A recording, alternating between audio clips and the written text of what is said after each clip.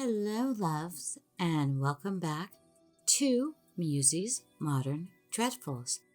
As a treat for all you March babies, I happen to be a March baby myself, I am here to bring you at least two horrific terror stories for you to cuddle, relax, and enjoy. And away we go. The Haunted Playground. No one ever believed the playground was haunted before the children suddenly started disappearing. First one, then two. After a month, the playground was left completely deserted. 10 children in total went missing in that wretched place. According to witnesses, it was like they vanished into thin air. One moment they were there, and the next they were gone. The police didn't buy into the whole haunted playground concept. Of course, it was obviously the doing of some perverted psychopath, some demented lunatic who tricked the poor kids into the back of some nondescript van.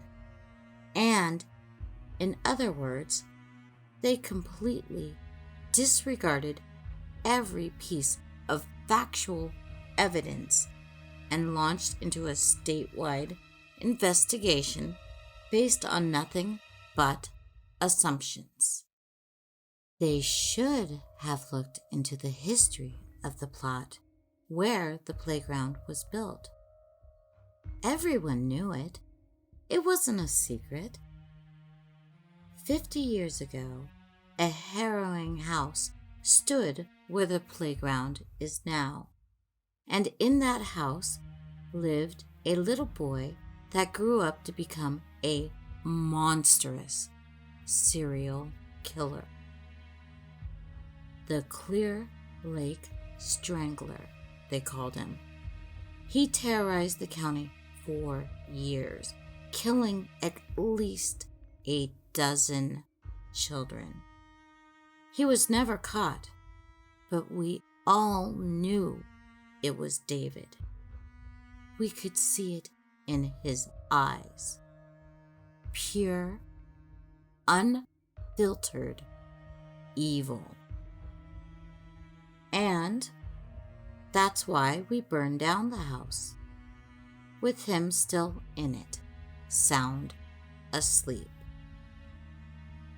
The town took over the plot, and to erase their own blatant incompetence, they quickly turned the smoking ruins, tainted with the deaths of so many, into a colorful and vibrant playground.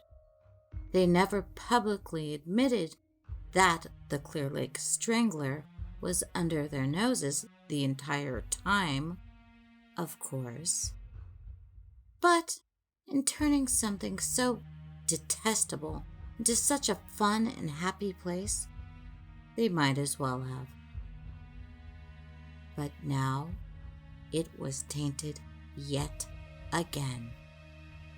Some said it was the vengeful spirit of David himself haunting the playground, preying on the children of his murderers.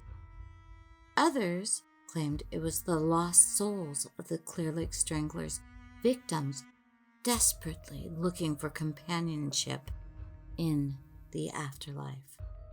The police still wouldn't let go of the demented lunatic theory. They were all wrong, and they were all right. It was a coincidence, really. A father of a missing child couldn't cope with the presumed death of his beautiful boy and decided to end it where it all started, the playground. He tied the noose around a swing set, but the rope snapped as he dropped. To his surprise, he fell through the brittled concrete foundation into a dark cellar below. David never died in that fire. He was never in his bed. He had hid in the cellar all these years. The father took him by surprise and was able to subdue him. They found the missing children in a surprisingly clean and lavishly decorated bedroom. They all looked so peaceful, even in death. Not a single scratch on any one of them. When asked why he did it, David would always give the same answer. They just wanted someone to play with.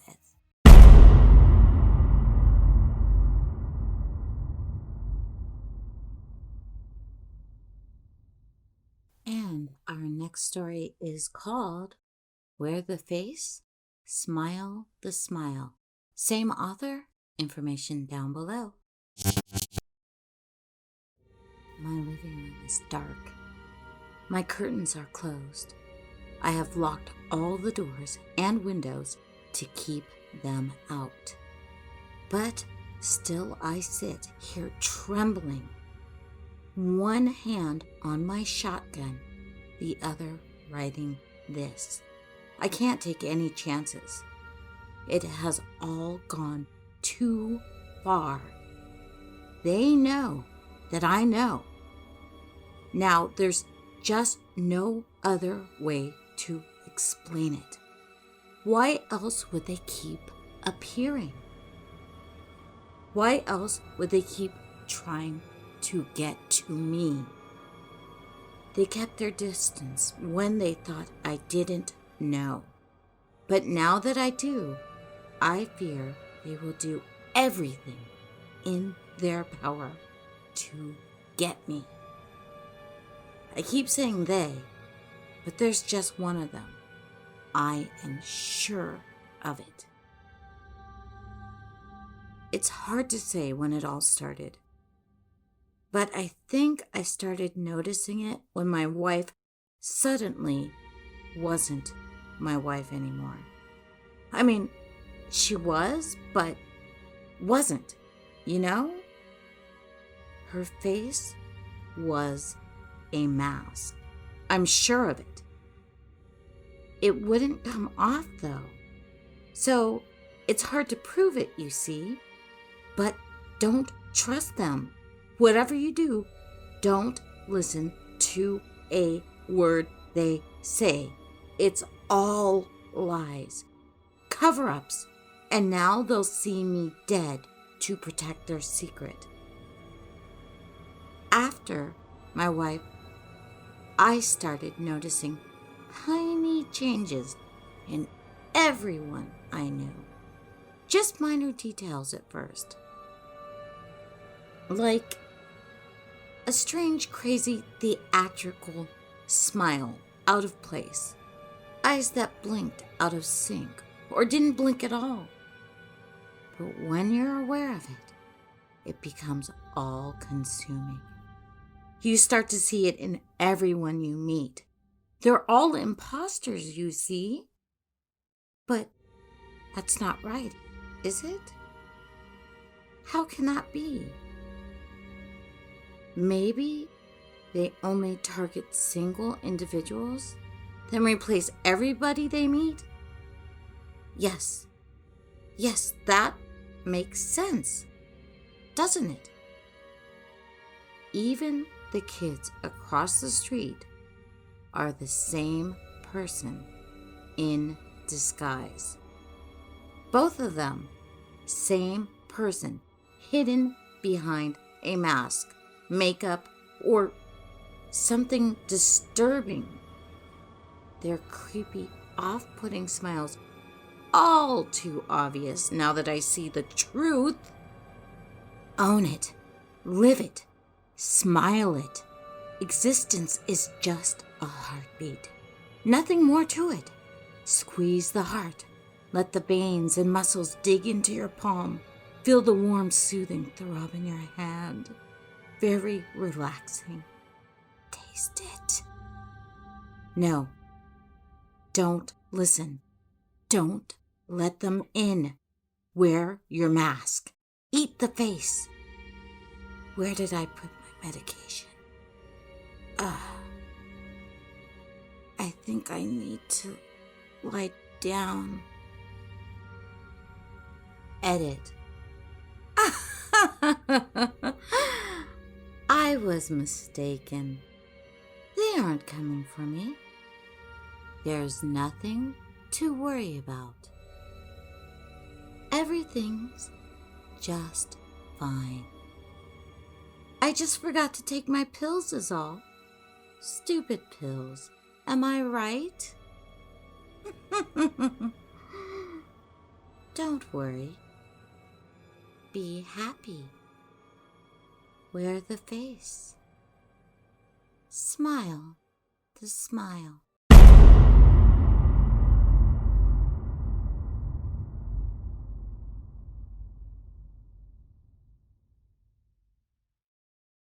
And with that, I think we'll end today's story time. Unfortunately, I'd like to keep going, but I'm being interrupted by the most rude, demonically possessed dog. It's a Chihuahua, and you know how demons attach themselves to Chihuahuas in particular. Damned demonic Chihuahuas. Anyway, Yippy-Ki-Ya, Musey-Lovers. I hope you enjoyed, and I will be back soon to bring you more tales of horror, terror, and just the bizarre. Love y'all. See you all very, very soon. Smile the smile.